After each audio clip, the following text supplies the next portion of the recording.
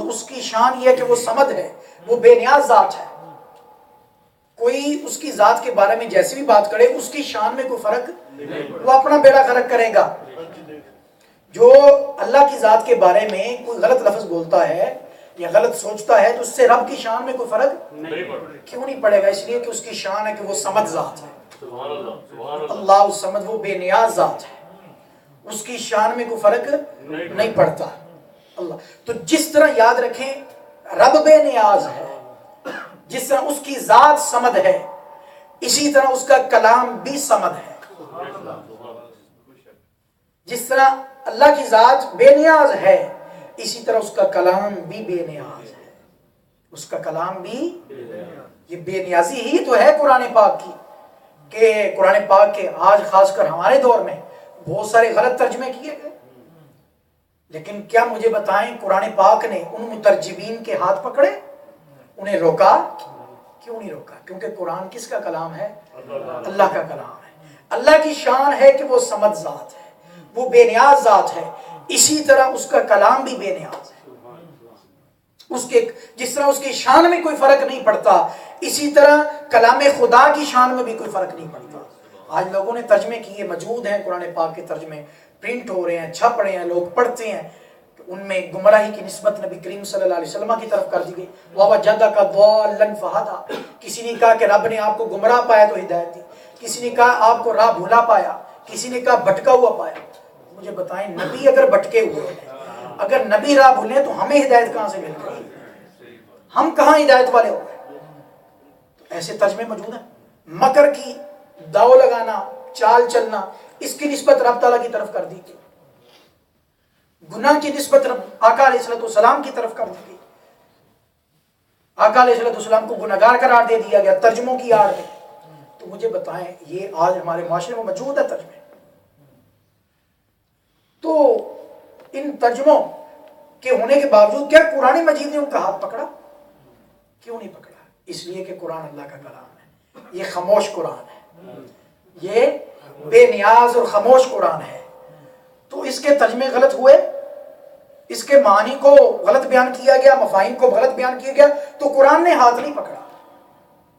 نہ ہی قرآن کی شان میں کوئی فرق آیا، نہ ہی قرآن کی شان میں، کیونکہ قرآن اللہ کا کلام ہے. اللہ کی شان ہے کہ وہ صمد ذات ہے، بے نیاز ذات ہے. جس طرح وہ خود بے نیاز ہے اسی طرح اس کا کلام بھی بے نیاز ہے، اس طرح اس کا کلام بھی. تو اس خاموش قرآن ضرورت تھی، چاہیے یہ تھا کہ اس خاموش قرآن کے ساتھ کوئی بولنے والا قرآن بھی ہو. اس خاموش قرآن کے ساتھ کوئی بولنے والا قرآن بھی ہو، اس ان بولتے قرآن کے ساتھ کوئی بولنے والا قرآن بھی ہو، تاکہ جب اس قرآن پاک کی تعلیمات کو بدلا جائے، احکام کو بدلا جائے اور اس کی توہین کی جائے اور اس کے احکام کو پس پش ڈالا جائے اور اس کی بےادبی کی جائے، تو ظاہر اس قرآن نے تو خاموش رہنا ہے، تو وہ بولتا ہوا قرآن خود ہی خبر لے لے گا. اس لیے رب کائنات نے قرآن کا ساتھی اہل بیت کو بنایا. ہر دور میں دیکھ لیں، اور پھر ہم دور یزید پلید میں اگر نظر دوڑائیں تو اس میں کیا تھا؟ قرآن پاک کی احکام کو پس پش ڈالا گیا، احکام شریعت کی دھجیاں اڑائی گئیں، توہین کی گئی، خوب خانہ کعبہ کی توہین کی گئی، مسجد نبوی کی توہین کی گئی، اس قدر احکام شریعت کی توہین کی گئی.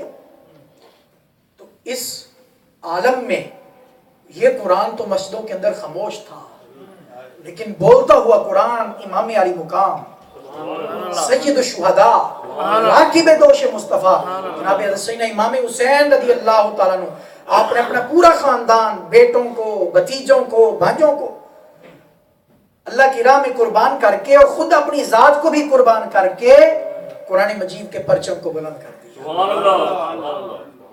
اس لیے قرآن کا ساتھی اہل بیت کو بنایا، قرآن کا ساتھی، اور پھر اپنے نانا کا وعدہ بھی وفا کر دیا. اللہ اکبر. تو اس لیے آج ہم انہی مقدس ہستیوں کا ذکر کر رہے ہیں. تو آج میں نے آپ کی خدمت میں دونوں شہزادوں کا ذکر کرنا ہے جو حضور کے بڑے لاڈلے اور پیارے، جن سے حضور بڑا پیار کرتے، کبھی پیار سے کندھوں پہ اٹھا لیتے، جی کبھی پیار سے کندھوں پہ اٹھا لیتے، کبھی اپنی زبان ان کے मुंह में डाल देते, कभी अपना लुआबे दहन उनके मुंह में डाल देते, कभी आका अलैहिस्सलाम पकड़ के सीने के साथ चिमटा लेते और बोसे लेते, चूमते और उनको सूंघते और कहते हुमा रैहानत यमिनद दुनिया, ये तो मेरे दुनिया के दो फूल हैं जिन्हें मैं खूब सूंघता हूँ। इनसे मुने फूल को सूंघ कर बंदे को क्या मिलता है? खुशबू मिलती है। खुशबू जब सूंघता है तो उसे सुकून मिलता है, राहत मिलती है, उसे कैफ मिलता है। तो आका अलैहिस्सलाम फरमाते हैं मेरे तो दुनिया में ये दो फूल हैं, इनकी खुशबू को सूंघ कर मुझे कैफ मिलता है, मुझे सुकून मिलता है। अल्लाह अकबर, अंदाजा कीजिए। तो ये है दोनों शहजादों की बारगाह मुस्तफ़ा में, और जिनकी खातिर आका अलैहिस्सलाम ने नमाजों की सजदों को तवील कर दिया, सजदों को तवील कर, सजदा लंबा कर दिया शहजादों की खातिर, कि नमाज की हालत में अगर शहजादे आपकी कमर मुबारक पर चढ़ जाते तो आका अलैहिस्सलाम सजदे से सर न उठाते उतनी देर तक जब तक शहजादे नीचे न उतर आते। ये शान थी। और फिर आका अलैहिस्सलाम, बहुत सारी हदीसें हैं, मैं चंद हदीसें आपकी खिदमत में पेश करता हूँ। ईमान अफरोज हज़रत उसामा इब्न ज़ैद रज़ी अल्लाह तआला अन्हु से मरवी है, आप बयान करते हैं तरक्तुन नबी सल्लल्लाहु अलैहि वसल्लम ज़ात लैलतिन फी बादिल हाजा फखरज नबी सल्लल्लाहु अलैहि वसल्लम व हुवा मुश्तमिलुन अला शैइन ला अदरी मा हुआ फलम्मा फरग़तु मिन हाजती क़ुल्तु मा हाज़ा अल्लज़ी अंत मुश्तमिलुन अलैहि क़ाल फ़कशफ़हु फ़इज़ा हसनुन व हुसैनुन अलैहिमुस्सलाम अला फिरकई फ़क़ाल हाज़ानि बनाया व अबनाउ इब्नती अल्लाहुम्मा इन्नी उहिब्बुहुमा फ़अहिब्बहुमा व अहिब्ब मन युहिब्बुहुमा और कमा क़ाल अलैहिस्सलातु वस्सलाम। हज़रत उसामा इब्न ज़ैद बयान करते हैं, कहते हैं तरक्तुन नबी सल्लल्लाहु अलैहि वसल्लम ज़ात लैला, एक रात मुझे हाजत पड़ी, कोई ज़रूरत पड़ी, कोई काम पड़ गया, आका अलैहिस्सलाम की बारगाह में हाज़िरी दी। इससे पता ये चला कि सहाबाए किराम को जब कोई हाजत पड़ती, कोई जरूरत पड़ती तो वो बारगाह मुस्तफा का रुख करते। तरक्तुन, हदीस के लफ्ज तो सुने, तरक्तुन नबी सल्लल्लाहु अलैहि वसल्लम ज़ात लैलतिन फी बादिल हाजा, मुझे हाजत थी, कोई हाजत थी, कोई जरूरत थी, तो मैंने बारगाह मुस्तफा का रुख किया। कहते जब मैंने हाजिरी खिदमत हुआ फ़खरज नबी सल्लल्लाहु अलैहि वसल्लम व हुवा मुश्तमिलुन अला शैइन ला अदरी मा हु, कहते आका अलैहिस्सलाम इस हाल में, इस आलम में बाहर तशरीफ लाए कि आपने अपनी कंबली मुबारक को और चादर मुबारक को अपने ऊपर ओढ़ा हुआ है, और कहते हैं मैंने देखा कि चादर के अंदर आका अलैहिस्सलाम ने कुछ चीज छुपा रखी है और वो चीज हरकत करती है। कहते ला अदरी मा हुआ, मुझे नहीं पता कि चादर में क्या छुपा रखा, चादर में वह मुश्तमिलुन अला शै, कुछ चीज थी, चादर मुबारक ओढ़ी हुई थी और उसमें कुछ चीज थी, वो हरकत करती थी। ला अदरी मा हुआ, मुझे नहीं पता वो क्या थी। फलम्मा फरग़तु मिन हाजती, अल्लाहु अकबर, सहाबी के लफ्ज तो सुने।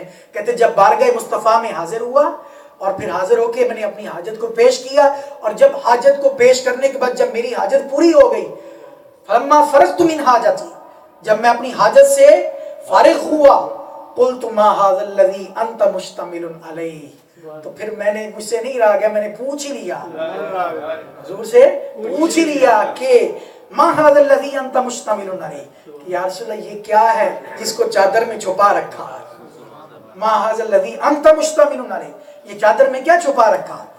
क़ाल, आका अलैहिस्सलाम ने बोले बगैर, जुबान से जवाब दिए बगैर, फ़कशफ़हु, आका अलैहिस्सलाम ने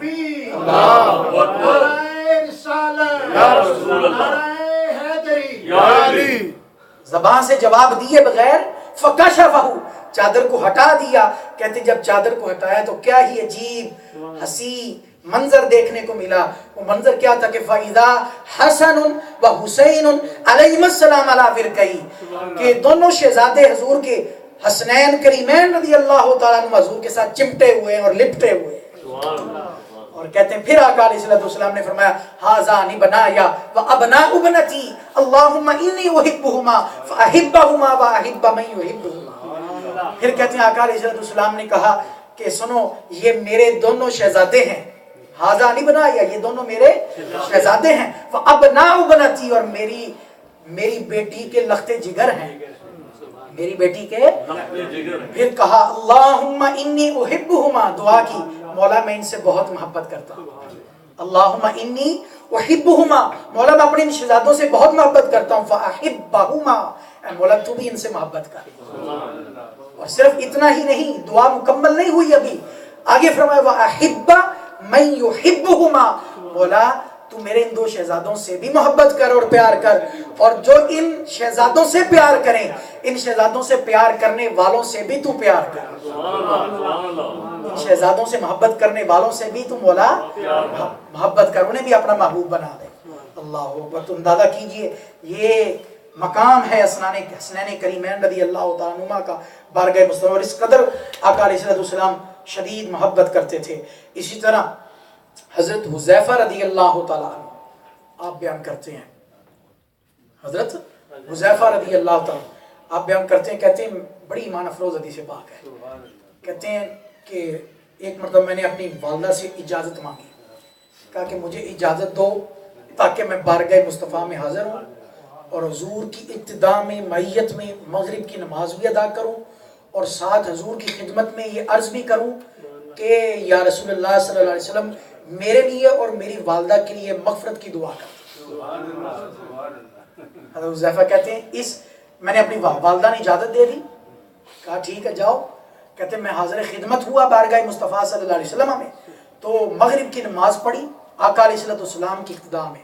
ज़रा में तसव्वुर में मंजर लाएं, किस कदर वो खूबसूरत नूरानी और रूहानी मंजर होगा कि सय्यदुल अंबिया इमामुल अंबिया इमाम होंगे और सहाबाए किराम उनकी इक़्तिदा में नमाज पढ़ते होंगे, और किस तरह रब का नूर और रहमतें छमछम बरसती होंगी।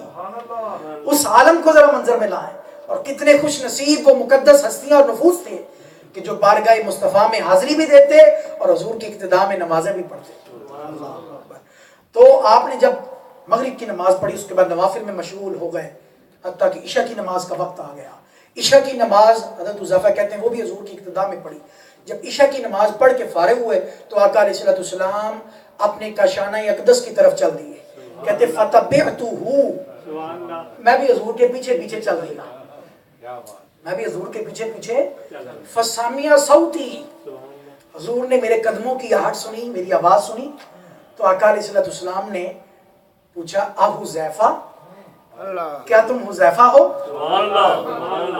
फसामिया सौती, मेरी आवाज़ सुनी कदमों की, तो आका अलैहिस्सलाम ने पूछा आ हुज़ैफा, क्या हुज़ैफा हो?